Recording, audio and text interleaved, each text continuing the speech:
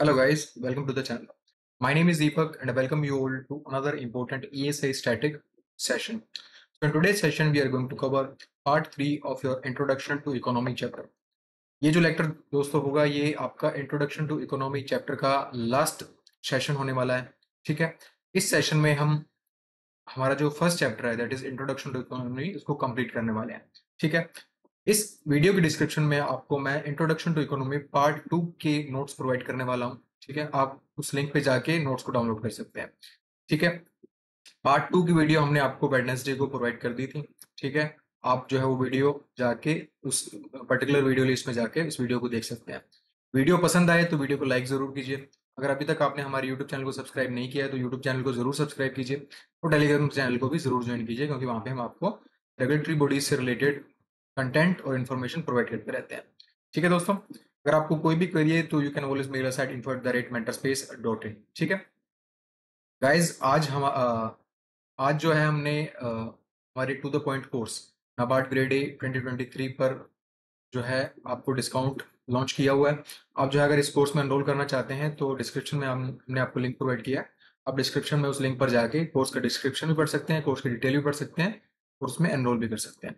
ठीक है, चलिए नाउ दोस्तों, जो हमने लेक्चर 1 अपलोड किया था मंडे मंडे को, ठीक है, इंट्रोडक्शन टू इकोनॉमी जो पार्ट 1 था हमारा, उसमें आप सब लोगों ने जो प्यार दिखाया है, जो आपने लाइक्स के थ्रू या कमेंट्स के थ्रू हमें जो मान सम्मान दिया है, हमारे इस लेक्चर को पसंद किया है, उसके लिए मैं आप सबका धन्यवाद करना चाहता हूँ। ठीक है, तो आप ऐसे ही वीडियोस को देखते रहिए, उनको लाइक करते रहिए, शेयर करते रहिए। ठीक है, और कमेंट करते रहिए। अगर आपको पसंद आता है तो भी कीजिए, नहीं आता तो भी आप हमें बताइए कि हमें क्या इंप्रूवमेंट करनी चाहिए, हमें फीडबैक जरूर दीजिए। ठीक है, चलिए आज के इस लेक्चर को दोस्तों शुरू करते हैं कंसेप्ट के साथ, डेप्रिशिएशन के कंसेप्ट के साथ। लास्ट जो लेक्चर था हमारा पार्ट 2, उसमें हम डिस्कस किया था कि जीडीपी क्या होता है और हमने डिफरेंट मेथड्स पढ़े थे जीडीपी को कैलकुलेट करने के, जिसमें एक प्रोडक्ट मेथड था, एक इनकम मेथड था और एक एक्सपेंडिचर मेथड था।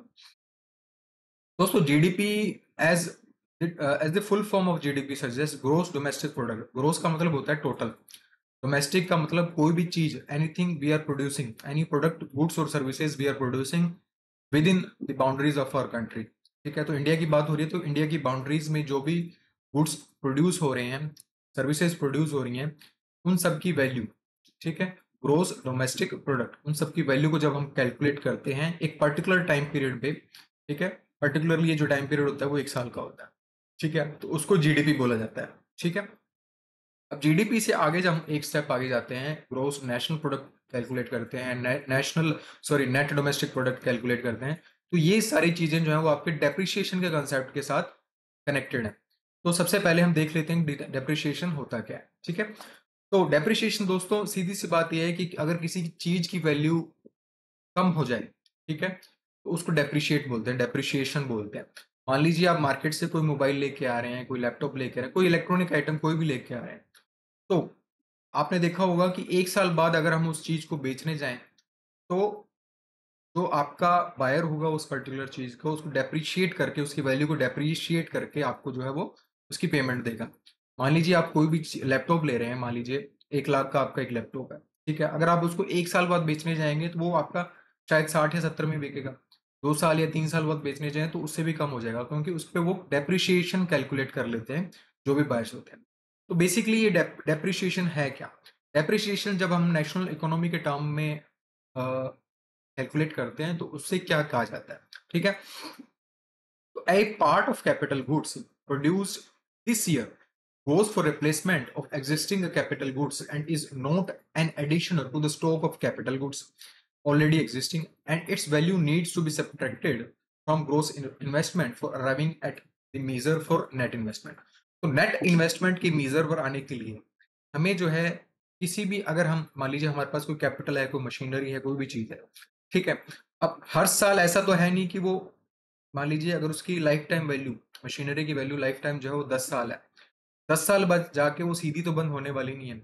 धीरे धीरे करके उसके पार्ट्स जो हैं, कुछ पार्ट्स खराब होंगे, आपको रिप्लेस करने पड़ेंगे। ठीक है, कुछ पार्ट्स ऐसे होंगे वो जो धीरे धीरे उसकी वैल्यू कम होती जाएगी या उनका आउटपुट कम होता जाएगा। तो ये जो आउटपुट कम हो रहा है, ये जो वियर एंड टीयर उसमें आ रहा है, ठीक है, ये जो रिप्लेसमेंट हम कर रहे हैं उस पर्टिकुलर मशीनरी में उस पार्ट की, उसी को दोस्तों हम डेप्रिसिएशन बोलते हैं। और वो जो है नेट इन्वेस्टमेंट को काउंट करने के लिए, ठीक है, उसमें से उसको सब्ट्रैक्ट कर दिया जाता है।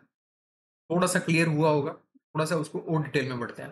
तो दिस डिलीशन डिलीशन, ये जो कम कर रहे हैं जिस चीज को हम रिप्लेस कर रहे हैं, which is made from the value of gross investment in order to accommodate regular wear and tear of capital, is called depreciation. ठीक है, थोड़ी सी सिंपल डेफिनेशन अब कौन सी है इसकी। Depreciation that is a decrease in asset value. Depreciation क्या है, एक एसेट की वैल्यू में decrease may be caused by number of other factors. ठीक है, डेप्रिशिएशन से आपको समझ में आया कि डेप्रिशिएशन क्या होता है। डेप्रिशिएशन का मतलब ये है जब हमारे पास कोई भी एक कैपिटल है, अगर उसमें कोई वियर एंड टीयर आया है, उसमें कोई दिक्कत आ रखी है, अगर हम उस चीज को रिप्लेस कर रहे हैं नई चीज के साथ, मान लीजिए मशीनरी की बात कर रहे थे, हमने मशीनरी का एग्जांपल लिया। मशीनरी एक कैपिटल है आपकी, उस कैपिटल में 1 साल 2 साल बाद कोई ना कोई चीज हमें रिप्लेस करनी पड़े, तो जो चीज हम रिप्लेस कर रहे हैं उसको सब्ट्रैक्ट हम करते हैं, उसी को डेप्रिशिएशन बोला जाता है। जो चीज रिप्लेस हो रही है, जो उसकी वैल्यू डिक्रीज हो रही है, मान लीजिए आप जो है कोई एक चीज लेके आ रहे हैं, मान लीजिए कि आप टीवी लेके आए, टीवी की स्क्रीन है, टीवी की स्क्रीन जो है आपको मान लीजिए 5 साल बाद रिप्लेस करनी है, तो वो उसका डेप्रिशिएशन हो गया, उसकी वैल्यू में कमी आ गई है। ठीक है दोस्तों, तो ये जो है नेट इन्वेस्टमेंट को कैलकुलेट करने के लिए, डेप्रिशिएशन को कैलकुलेट, सॉरी, नेट इन्वेस्टमेंट को कैलकुलेट करने के लिए इसकी वैल्यू को माइनस करते हैं, तभी नेट इन्वेस्टमेंट हमारी जो है निकल के बाहर आती है। ठीक है, अब डेप्रिशिएशन का मतलब, सिंपल सा मतलब ये है कि एसेट की वैल्यू में डिक्रीज आना। ठीक है, एसेट की वैल्यू में कमी आना। ठीक है, एसेट कोई भी एसेट हो सकता है आपका। ठीक है, now this decrease in value of asset may be caused by number of other factors. तो कौन से फैक्टर्स हैं जिसकी वजह से डेप्रिशिएशन होता है। ठीक है, जैसे अनफेवरेबल मार्केट कंडीशन, मशीनरी में दिक्कत आ सकती है, आपके इक्विपमेंट चेंज करने पड़ सकते हैं, आपकी करेंसी की वैल्यू जो है डेप्रिशिएट कर सकती है। ठीक है, अपोजिट ऑफ डेप्रिशिएशन क्या होता है दोस्तों, appreciation. Appreciation which is increase in value of an asset over a period of time. ठीक है, जब किसी वैल्यू की एसेट की वैल्यू में इंक्रीज आता है तो एप्रिशिएशन, डिक्रीज आता है तो डेप्रिशिएशन। ठीक है, now if the value of domestic currency falls following market mechanism in comparison to a foreign currency, it is a situation of depreciation in domestic currency. अब सिंपल सा एक टर्म समझ लेते हैं कि डेप्रिशिएशन डोमेस्टिक करेंसी में हम कैसे बात करते हैं। डेप्रिशिएशन डोमेस्टिक करेंसी में ये बात है कि जब मान लीजिए फॉर एग्जांपल इंडिया की करेंसी को हम यूएस की करेंसी के साथ कंपेयर करते हैं। ठीक है, तो यूएस की करेंसी के कंपैरिजन में अगर इंडिया की करेंसी जो है उसकी वैल्यू कम हो जाए तो उसके बोलते हैं डेप्रिशिएशन इन डोमेस्टिक करेंसी, और depreciation in INR, that is Indian national rupees. और अगर वो बढ़ता है तो उसको एप्रिशिएशन बोल देते हैं। अगर इंडिया की करेंसी की वैल्यू बढ़ जाए in comparison to US currency तो उसको एप्रिशिएट बोलते हैं, otherwise depreciation. Clear. Now net investment दोस्तों, हमने डेप्रिशिएशन में बात किया कि नेट इन्वेस्टमेंट को कैलकुलेट करने के लिए हमें जो है सब्ट्रैक्ट करना पड़ता है वैल्यू को। ठीक है, नेट इन्वेस्टमेंट होता क्या है, net investment is the total amount of money that A company spends on capital assets. ठीक है, minus minus the cost of depreciation of those assets. ठीक है, तो नेट इन्वेस्टमेंट का मतलब क्या हुआ है कि जो कंपनी है अपने कैपिटल एसेट्स पे, ठीक है, अपनी मशीनरी पे, मान लीजिए फॉर एग्जांपल मशीनरी पे जो भी मनी स्पेंड कर रही है, total amount of money that A company is spending on it's machinery for example, minus the cost of depreciation minus the wear and tear of that particular machinery is known as net investment. ठीक है, for example मैं आपको बताता हूँ कि मान लीजिए company ने 100 रुपए जो है अपनी मशीनरी पे लगाए हैं, 100 रुपए अपने कैपिटल एसेट पे लगाए हैं, बट वो मशीनरी जो है वियर एंड टीयर उसका 10 रुपए का हो रहा है, तो जो 90 रुपीज है ना दोस्तों, वो उस कंपनी की नेट इन्वेस्टमेंट होगी, क्योंकि वियर एंड टीयर को कैलकुलेट करके, डेप्रिशिएशन को कैलकुलेट करके ही नेट इन्वेस्टमेंट को निकाला जा सकता है। क्लियर है दोस्तों, समझ आया आप सबको डेप्रिशिएशन क्या होता है। समझ आया तो लेक्चर को लाइक कीजिए। लेक्चर को लाइक करने में कंजूसी नहीं करनी है, जितना आप लाइक करोगे उतना हमें मोटिवेशन मिलता है, जितने आप कमेंट करोगे, अच्छे अच्छे कमेंट करो, फीडबैक दो। ठीक है, जो आपका रिक्वायरमेंट है वो बताओ हमें। ठीक है, बट कनेक्टेड रहो, एक मुझे भी पता चले, हमें भी पता चले कि आप जो है लेक्चर्स को अच्छे से देख रहे हैं, आपको पसंद आ रहा है, नहीं पसंद आ रहा है तो भी बताइए हमें, हम मॉडिफाई करेंगे लेक्चर्स को, कंटेंट जो है और अच्छा लेके आएंगे, ठीक है। बाकी हम बहुत अच्छा कंटेंट प्रोवाइड कर रहे हैं, अगर इससे और भी अच्छा हो सकता है तो हमें बताइए कि हमें और क्या कर सकते हैं। क्लियर है? चलिए अब नेट डोमेस्टिक प्रोडक्ट को कैलकुलेट करते हैं। ग्रोस डोमेस्टिक प्रोडक्ट में हमने क्या कैलकुलेट किया था कि with in the boundary of a country, with in the boundary of India, जो भी चीज प्रोड्यूस हो रही है, गुड्स एंड सर्विसेज प्रोड्यूस हो रही है, उन सब की वैल्यू को एक पर्टिकुलर टाइम फ्रेम में जो चीज प्रोड्यूस हो रही है, उन सब की वैल्यू को ग्रोस डोमेस्टिक प्रोडक्ट बोलते हैं। अब नेट डोमेस्टिक प्रोडक्ट क्या है दोस्तों, वो देख लेते हैं। तो NDP, that is net domestic product, is the GDP calculate after adjusting the weight of value of depreciation. So जब डेप्रिसिएशन के साथ जीडीपी को एडजस्ट करते हैं ना दोस्तों, तब हमारा नेट डोमेस्टिक प्रोडक्ट जो है हमारे सामने आता है। तो this is basically A net form of GDP, जो जीडीपी की नेट फॉर्म है ये। काइंडली रिमेंबर दिस, क्वेश्चन पूछा जाए कि नेट फॉर्म ऑफ जीडीपी क्या होता है, तो एनडीपी होता है भाई साहब, नेट डोमेस्टिक प्रोडक्ट। इसका फॉर्मूला क्या हो गया दोस्तों, फॉर्मूला हो गया आपका NDP is equal to GDP minus depreciation. जो भी जीडीपी आपकी निकलती है, जब हम उसमें से डेप्रिसिएशन को माइनस करते हैं, डेप्रिसिएशन की वैल्यू को माइनस करते हैं, तो हमारा NDP that is net domestic product निकल के बाहर आता है, ठीक है। तो GDP minus total value of wear and tear depreciation is the formula for NDP. Clear है? चलिए, now this way NDP of an economy has to be always lower and than GDP for the same years। तो अगर किसी भी चीज को minus करेंगे, अगर 10 में से एक माइनस करेंगे तो 10 से तो कम ही आने वाला है।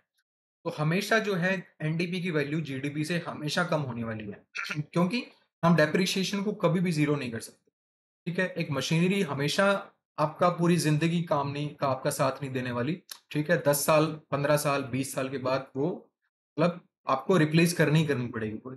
उसमें जो मशीनरी के अंदर जो भी इक्विपमेंट आप उन्होंने लगा रखे हैं, इंस्ट्रूमेंट लगा रखे हैं, तो पूरी जिंदगी आपके काम नहीं देने वाले, ठीक है। 1 साल, 2 साल, 5 साल बाद रिप्लेस करने पड़ते हैं।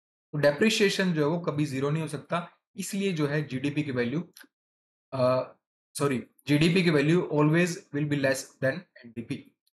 सॉरी, जीडीपी की वैल्यू, एनडीपी की वैल्यू जो होगी आपकी जीडीपी से हमेशा कम होगी, मतलब जीडीपी आपकी एनडीपी से ज्यादा होने वाली है हमेशा। क्लियर है? चलिए, ग्रोस नेशनल प्रोडक्ट की बात कर लेते हैं। हमने ग्रोस डोमेस्टिक प्रोडक्ट देख लिया, हमने नेट डोमेस्टिक प्रोडक्ट देख लिया, आपने अपने आप देखते हैं ग्रोस नेशनल प्रोडक्ट। क्लियर है? अब ग्रोस नेशनल प्रोडक्ट क्या होता है दोस्तों, GDP of a country added with its income from abroad, ठीक है। जीडीपी का क्या मतलब था दोस्तों, जीडीपी कोई भी फॉरेनर अगर इंडिया में भी काम कर रहा है तो वो हमारी जीडीपी में कैलकुलेट होता है। अब मान लीजिए कोई भी इंडियन फॉरेन में काम कर रहा है, ठीक है, वो इंडिया में पैसे भेज रहा है, तो income that is coming from abroad in any terms, अगर इंडिया की कोई कंपनी है, उन्होंने फॉरेन में इन्वेस्ट कर रखा है और उसको वहां से इनकम हो रही है और वो इंडिया में आ रही है, तो उसको ग्रोस नेशनल प्रोडक्ट बोलते हैं। तो income from abroad, when we are adding that particular income from abroad with the GDP, then that is known as gross national product. Here, the transboundary economic activities of an economy is also taken into account. So, transboundary economic activities जो भी होती हैं, वो सारी की सारी, ठीक है, इस जीएनपी में अकाउंट की जाती है, ठीक है। It means the income from abroad is subtracted from India's GDP to calculate the GNP. अब आप कहेंगे कि सर यहाँ पे तो एडेड लिखा हुआ है और यहाँ पे सब्ट्रैक्टेड लिखा हुआ है, किस फॉर्मूले के साथ जाए हमें, ठीक है। तो इसका जो दोस्तों फॉर्मूला निकलेगा वो निकलेगा GNP is equal to GDP minus income from abroad, ठीक है। रीजन बीइंग क्या है, ये इंडिया के लिए मैं बता रहा हूँ, इंडिया के लिए फॉर्मूला है। रीजन ये है इसका दोस्तों, क्योंकि इंडिया का जो इनकम है वो अब्रोड से कम है और इनकम जो अब्रोड वाले इंडिया से कर रहे हैं वो ज्यादा है।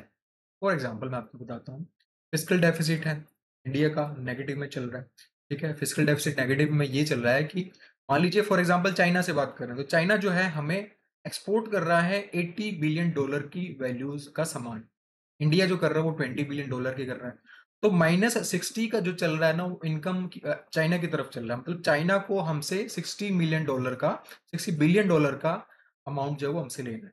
इसलिए इसका मतलब ये हो गया कि GNP is equal to GDP minus net income from, तो नेट इनकम फ्रॉम अब्रोड अगर वो माइनस में है, प्लस में है, वो इसके साथ जीडीपी के साथ जब हम ऐड करेंगे तो उसको जीएनपी बोला जाता है। क्लियर है? ठीक है। So the normal formula is the GNP is equal to GDP plus income from abroad, but it becomes GNP is equal to GDP minus income from abroad in case of India, तो India के case में ऐसा है, जिस दिन India की income foreign से ज्यादा होने लगी और इंडिया के जो एक्सपोर्ट है वो ज्यादा होने लगे, इंपोर्ट कम होने लगे, उस दिन जो है अपना जो फॉर्मूला जीएनपी का, GDP is equal to GNP is equal to GDP plus हो जाएगा। क्लियर है? तब तक के लिए माइनस रहेगा। ठीक है, this means that India GDP is always level lower than it's GDP. तो जीडीपी से जो इंडिया का जीएनपी है वो हमेशा कम रहने वाला है। क्लियर है? चलिए अब एक बड़ा फॉर्मूला देख लेते हैं जो आपको याद रखना है। ठीक है, ये GDP, GNP is equal to GDP minus income from abroad. This is a normal formula. एक कंप्लीट फॉर्मूला देख लेते हैं। GDP plus GNP is equal to GDP plus factor income earn from domestic factors of production employed in the rest of the world.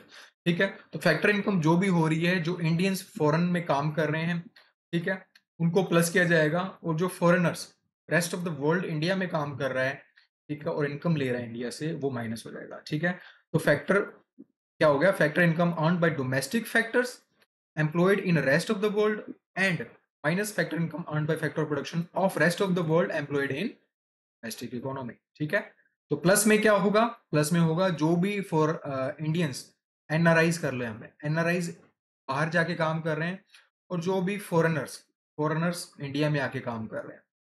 ठीक है, तो GDP plus NRI minus foreigner is equal to GNP. ठीक है, तो formula क्या बन गया हम हमारा? Net factor income from abroad. Clear है? क्लियर है दोस्तों? ग्रोस नेशनल प्रोडक्ट आपको समझ में आया? समझ में नहीं आया तो कमेंट सेक्शन में बता देना। समझ में आया तो लाइक कर देना। ठीक है, चैनल को सब्सक्राइब कर देना, शेयर कर देना। ठीक है, अब नेट नेशनल प्रोडक्ट को देख लेते हैं। नेट नेशनल प्रोडक्ट मतलब it is a GNP after deducting the depreciation. तो डेप्रिशिएशन को जब हम डिडक्ट करते हैं जीएनपी से, तो क्या होता है? हमारा नेट नेशनल प्रोडक्ट निकलता है। क्लियर है? क्लियर आपको सबको? डेप्रिशिएशन हमने समझ लिया, जीएनपी से जब डेप्रिशिएशन निकालते हैं तो नेट नेशनल प्रोडक्ट निकल गया। ठीक है, तो फॉर्मूला क्या हो गया? Net national product eight market price. ठीक है, रिमेंबर दिस कि मार्केट प्राइस पे जो नेट नेशनल प्रोडक्ट का फॉर्मूला है वो है जीएनपी माइनस डेप्रिशिएशन। ठीक है, now net national product at factor cost की जब बात करें, या नेशनल इनकम जिसको हम बोलते हैं, ठीक है, नेशनल इनकम आपका इंपॉर्टेंट टॉपिक है for your NABARD grade A और आरबीआई ग्रेड बी। फॉर्मूला इसका डायरेक्ट पूछा जा सकता है। तो नेशनल इनकम को हम net national product at factor cost बोलते हैं। ठीक है, इसका फॉर्मूला क्या हो गया जी? Net national product at factor cost, this was market price, this is known as factor cost. इसका मतलब ये हो गया, इसको हम नेशनल इनकम भी बोलते हैं। इसका मतलब ये है, इसका फॉर्मूला ये है, जब हम net national product that is NNP eight market price को हम जब माइनस करते हैं इंडायरेक्ट टैक्सेस से और ऐड करते हैं सब्सिडीज से, तो हमारा फैक्टर कॉस्ट निकल के आता है। अब इस चीज को समझ लेते हैं दोस्तों। नेट नेशनल प्रोडक्ट जो है, मान लीजिए कोई कंपनी है किसी प्रोडक्ट को 100 रुपए में बनाती है। ठीक है, इसका मार्केट प्राइस जो है वो 100 रुपए है। ठीक है, अब गवर्नमेंट क्या करती है? गवर्नमेंट चाहती है कि मैं जो है इस पे इस प्रोडक्ट पे सब्सिडी प्रोवाइड करके जो लोगों को जो है ना, वो चीज जो है, पर्टिकुलर प्रोडक्ट जो 100 रुपए का है, इसको मैं लोगों को प्रोवाइड करके इसको मैं थोड़ा रेट इसका कम कर देती हूँ, तो वो क्या करेगी? इस पे सब्सिडी प्रोवाइड कर देगी गवर्नमेंट। ठीक है, मान लीजिए 20 रुपए की सब्सिडी प्रोवाइड कर दी। ठीक है, बट यहाँ से जो है टैक्स भी लगता है गवर्नमेंट को हर पर्टिकुलर प्रोडक्ट पे हमें टैक्स भी देना पड़ता है। ठीक है, तो जो प्रोडक्ट का टैक्स है, मान लीजिए वो 10 रुपए ले रही है। ठीक है, इस चीज का प्राइस क्या हो जाएगा? ठीक है, तो वो जो है, ये जो प्रोडक्ट का प्राइस निकलने वाला है, इस सब को कैलकुलेट करने के बाद उसको बोलते हैं हम net national product at factor cost. ठीक है, क्लियर? आप सबका समझ में आया? इसका फॉर्मूला आप याद रखना, काफी इंपॉर्टेंट फॉर्मूला है, net national product at factor cost. Clear है? चलिए अब और कुछ फॉर्मूलाज देख लेते हैं जो आपके डायरेक्ट एग्जाम में पूछे जा सकते हैं। तो पर्सनल इनकम का फॉर्मूला है दोस्तों, national income minus undistributed profits. Undistributed profits मतलब जो भी फर्म्स हैं जो प्रॉफिट अनडिस्ट्रीब्यूट करते हैं, डिस्ट्रीब्यूट नहीं करती हैं फैक्टर प्रोडक्शन को, उसको अनडिस्ट्रीब्यूट प्रॉफिट कहा जाता है। नेशनल इनकम में से अनडिस्ट्रीब्यूटेड प्रॉफिट निकाल दो। और क्या निकालना है? Net interest payments made by households. ठीक है, minus corporate tax, corporate tax आप समझते हैं, plus transfer payments to households from the government and forms. ठीक है, तो ट्रांसफर पेमेंट्स में मान लीजिए पेंशन आ गया। नेट इंटरेस्ट पेमेंट क्या हो गया? जो इंडिविजुअल टैक्सेस प्रोवाइड करते हैं। फॉर एग्जाम्पल मैं आपको बता रहा हूँ, तो पर्सनल इनकम का फॉर्मूला हो गया national income minus undistributed profit minus national interest net interest payments made by households minus corporate tax plus transfer payment to the households from the governments and firms. Clear है दोस्तों? तो ये formula आपको याद रखना पड़ेगा। तो ये जो है इसको पर्सनल इनकम का फॉर्मूला ये है। क्लियर है दोस्तों? तो if we deduct the personal tax payment and non tax payment from PI that is personal income से जब हम टैक्स पेमेंट और नॉन टैक्स पेमेंट को डिडक्ट करते हैं, सब्ट्रैक्ट करते हैं, तो हमारी पर्सनल डिस्पोजेबल इनकम आती है। अब पर्सनल टैक्स पेमेंट मान लो इनकम टैक्स जो हम पे करते हैं हर साल, उसको माइनस करते हैं पर्सनल इनकम से। दूसरा नॉन टैक्स पेमेंट जैसे फाइन्स, इसको माइनस करते हैं, तो हमारी जो इनकम बचती है उसको हम पर्सनल डिस्पोजेबल इनकम बोलते हैं। क्लियर है? So personal disposable income is a part of aggregate income which belongs to households. They may decide to consume a part of it and save the rest. So ये जो income होती है, जो personal disposable income होती है, यही income होती है जिसको हाउस होल्ड यूज कर सकते हैं अपने कंजम्पशन के लिए या सेविंग्स के लिए। क्लियर है दोस्तों? चलिए अब पर कैपिटा इनकम की बात कर ली जाए, जिससे फॉर्मूला डायरेक्टली आपके एग्जाम में पूछा जा सकता है और पूछा भी गया है। ठीक है, पूछा भी गया।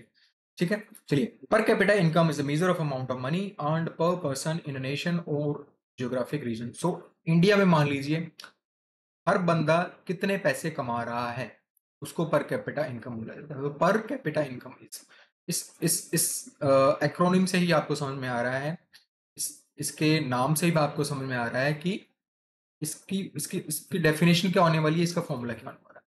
ठीक है, तो इसका फॉर्मूला दोस्तों है कि national income divided by population. ठीक है, इसको पर कैपिटा इनकम का फॉर्मूला है ये। ठीक है, तो मान लीजिए नेशन की इनकम, इंडिया की इनकम 1 लाख करोड़ रुपए है, 1 लाख करोड़ रुपए है, और नेशन की पॉपुलेशन 1 लाख है। हम जब 1 लाख करोड़ रुपए को 1 लाख से डिवाइड करेंगे, तो जितनी भी इनकम आने वाली है उसको पीसीआई बोलते हैं, पर कैपिटा इनकम। वो मतलब हर बंदा उतने पैसे कम से कम कमा रहा है। इसका मतलब ये नहीं है कि हर बंदा ही उतने पैसे कमा रहा है, कुछ लोग ज्यादा भी कमाते हैं, कुछ लोग कम भी कमाते हैं। तो total value of national income divided by the population है इसका मतलब। ठीक है, चलिए नॉमिनल और रियल जीडीपी का एक कंसेप्ट हम दोस्तों समझ लेते हैं। ठीक है, विद फॉर्मूला विद एग्जांपल हम इस चीज को समझने वाले हैं, ताकि आपको जो है नॉमिनल और रियल जीडीपी क्लियरली समझ में आए। ठीक है, पहले डेफिनेशन देख लेते हैं, उसके बाद हम इसका एग्जांपल देख लेते हैं। नॉमिनल जीडीपी और nominal gross domestic product, nominal gross domestic product क्या होता है? It is a measure of a value of all final goods and services produced within a country borders at current market price. So current market price पे सभी goods and services that are being produced in the geography of a country is known as nominal GDP. तो GDP को जब हम produce को किसी final goods and services को हम करंट मार्केट प्राइस पे कैलकुलेट करेंगे, तो उसको नॉमिनल जीडीपी बोला जाता है। एग्जांपल से समझेंगे हम इसको। ठीक है, चलो तो इसको क्या बोलते हैं? Nominal GDP measures growth in value, growth in value को मेजर करता है nominal GDP. So the total market value that is measured in current prices in all goods and services produced within the political boundaries of an economy during a given period of time, usually 1 year, is known as nominal GDP. ठीक है, तो nominal GDP और real GDP में अगर आपसे difference पूछा जाए, आप nominal GDP का ये लिख सकते हैं अपने डिस्क्रिप्टिव में भी, और ऑब्जेक्टिव में भी ये यूज कर सकते हैं अपने कंसेप्ट को क्लियर करने। रियल जीडीपी क्या हो गया आप दोस्तों? Real GDP is evaluated at market prices, ये करंट मार्केट प्राइसेस पे, और ये market prices at some base year. ठीक है, एग्जांपल से समझेंगे, वेट करना, एग्जांपल आपको मैं अच्छे से समझाऊंगा नॉर्मल जीडीपी और रियल जीडीपी। तो जब सम बेस ईयर पे कैलकुलेट कर रहे हो हम प्रोडक्ट की वैल्यू को, गुड्स एंड सर्विसेज की वैल्यू को, उसको रियल जीडीपी बोला जाता है। ठीक है, और ये क्वांटिटी में ग्रोथ को मेजर करते हैं, उसको रियल जीडीपी बोलते हैं, और जो वैल्यू में ग्रोथ को मेजर करा जाए उसको नॉमिनल जीडीपी।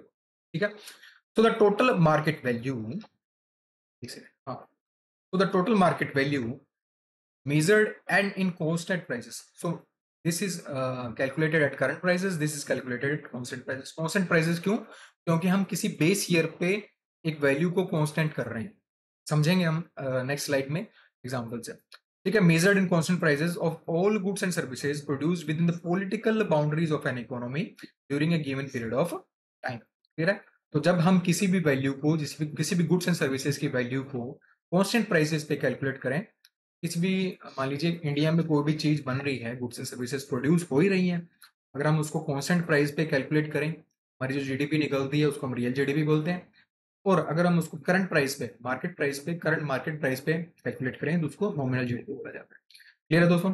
सो इसको एक नाम और दिया गया है, इसको नाम दिया गया है constant gross domestic product. Clear है दोस्तों? कांस्टेंट ग्रोस डोमेस्टिक प्रोडक्ट और real GDP, real gross domestic product. ठीक है, चलिए अब फॉर्मूला, अब इसका एग्जांपल देख लेते हैं।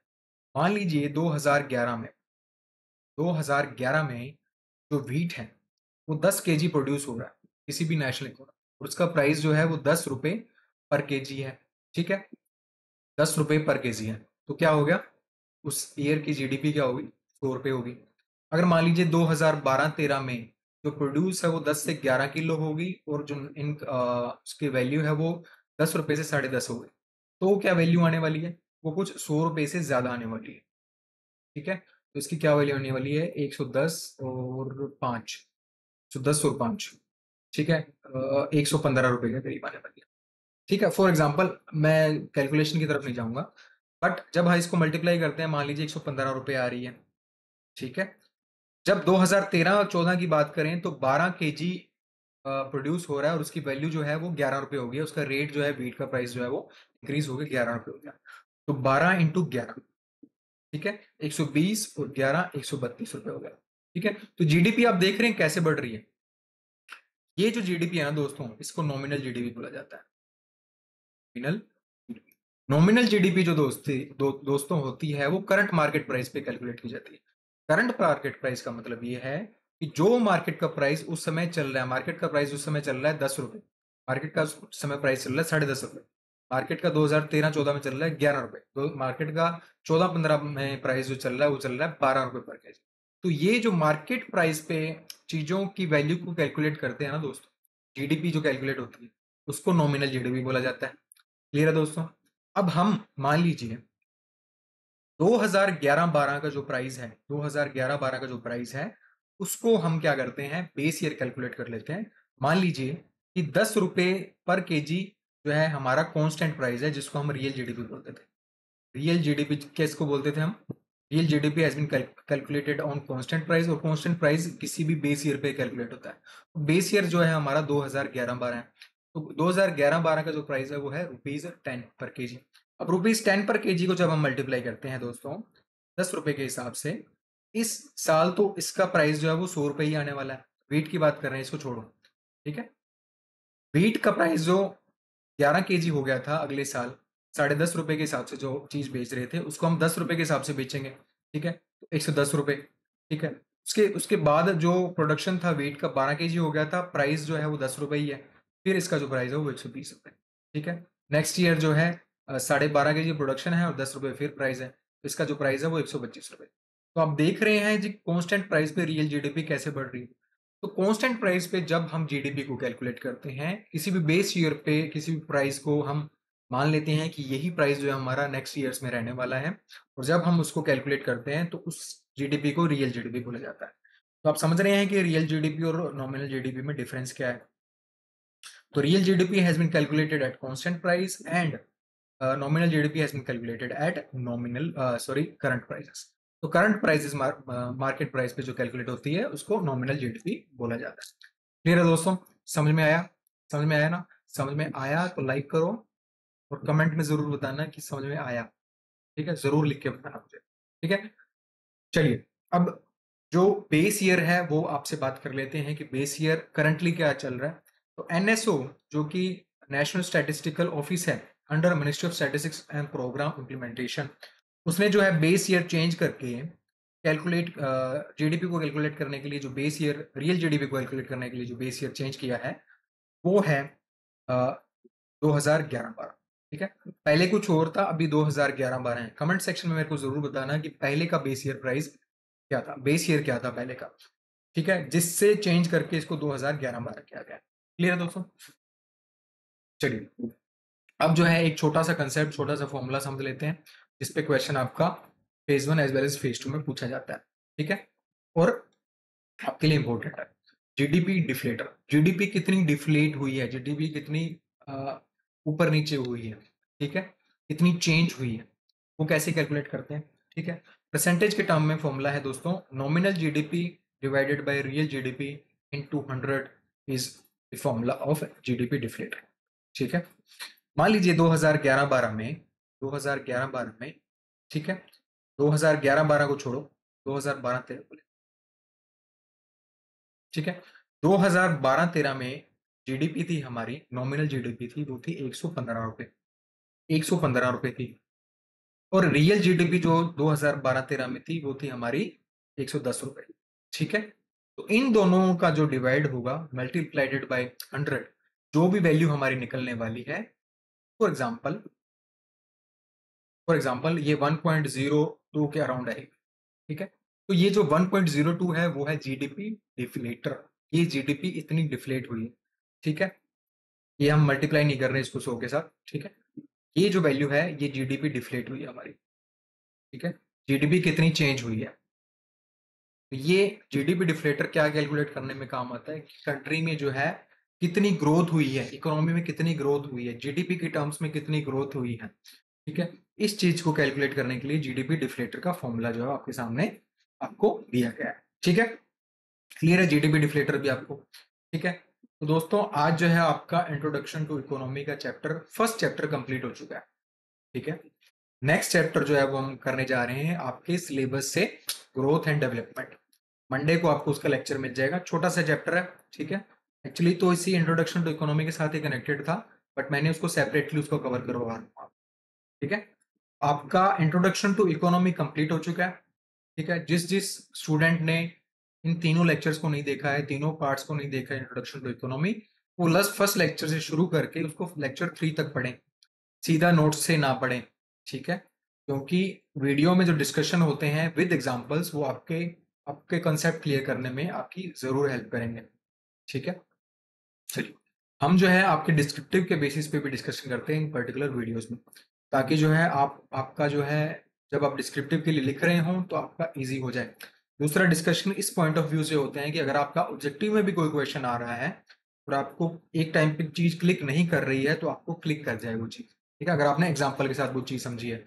तो सारे के सारे लेक्चर आपको लेक्चर 1 से शुरू करने हैं, पढ़ना है उनको अच्छे से, रिवाइज करना है, कहीं से भी आपको कोई भी क्वेश्चन मिले अटेम्प्ट करने हैं, ठीक है। इन नोट्स में से आपका कंप्लीट चैप्टर हो गया है आज, ठीक है। इसमें से हमने कुछ नहीं छोड़ा है, तो अगर आप इन सभी वीडियोस को देख रहे हैं, इन सभी नोट्स को पढ़ रहे हैं, तो आपका पहला चैप्टर कंप्लीट हो चुका है for your RBI grade B as well as NABARD grade A का ईएसआई का first chapter, that is introduction to economics, ठीक है। चलिए, कोई डाउट हो तो कमेंट सेक्शन में बता देना, नहीं तो मेल कर देना, दैट इज info@matterspace.in, ठीक है। किसी भी कोर्स में एनरोल होना चाहते हैं तो कोर्स में एनरोल करने के लिए लिंक मैं आपको डिस्क्रिप्शन की वीडियो में प्रोवाइड कर दूंगा। वेबसाइट को भी विजिट कर सकते हैं आप हमारी www.matterspace.in, ठीक है। कोई भी और क्वेरी है तो आप हमें व्हाट्सएप कर सकते हैं at this number, that is 9782724139। Lecture 2 के नोट्स आपको डिस्क्रिप्शन की वीडियो में मिल जाएंगे। इस लेक्चर के नोट्स आपको ग्रोथ एंड डेवलपमेंट वाले चैप्टर की वीडियो में मिल जाएंगे, दैट इज लेक्चर 4 की वीडियो में मिल जाएंगे, ठीक है। कोर्स में एनरोल करना चाहते हो तो कर लो, नहीं करना चाहते हो तो कंटेंट काफी यूट्यूब पे फ्री पड़ा है, वहां से जाके पढ़ लो, मतलब मेन बात ये है पढ़ लो, ठीक है। यूट्यूब चैनल को सब्सक्राइब नहीं किया तो यूट्यूब चैनल को सब्सक्राइब कर लो, वीडियो को लाइक कर दो, शेयर कर दो, ठीक है। और बेल आइकन को जरूर दबाना, क्योंकि अब जो है ईएसआई की सीरीज शुरू हो चुकी है, पहला चैप्टर हमने कंप्लीट कर लिया है, जल्दी ही दूसरा चैप्टर कंप्लीट हो जाएगा, क्योंकि उसमें एक ही चैप्टर है वो ग्रोथ एंड डेवलपमेंट का छोटा सा टॉपिक है, वो आपका मंडे को कंप्लीट हो जाएगा, ठीक है। उसके बाद हम मॉनेटरी पॉलिसी पढ़ेंगे नेक्स्ट वीक, ठीक है। तो ऑल इन ऑल आपकी ईएसआई हम हमारे यूट्यूब चैनल पे ही आपको कंप्लीट करवा रहे हैं, तो चैनल को सब्सक्राइब कीजिए, अपने सभी दोस्तों में चैनल को शेयर कीजिए, वीडियोस को शेयर कीजिए, बेल आइकन को भी दबाइए, लाइक भी कीजिए, सब चीज करेंगे तो हमें भी पता चलेगा कि आपको मजा आ रहा है पढ़ने में, ठीक है। कोई क्वेरी है तो कमेंट सेक्शन में बताइए, नेक्स्ट लेक्चर होगा ग्रोथ एंड डेवलपमेंट का, उसमें हम आपकी क्वेरी एड्रेस कर देंगे, ठीक है। चलिए जी, तो मिलते हैं फिर आपको मंडे को रात को 10 बजे ग्रोथ एंड डेवलपमेंट चैप्टर के साथ। तब तक के लिए prepare hard and good luck.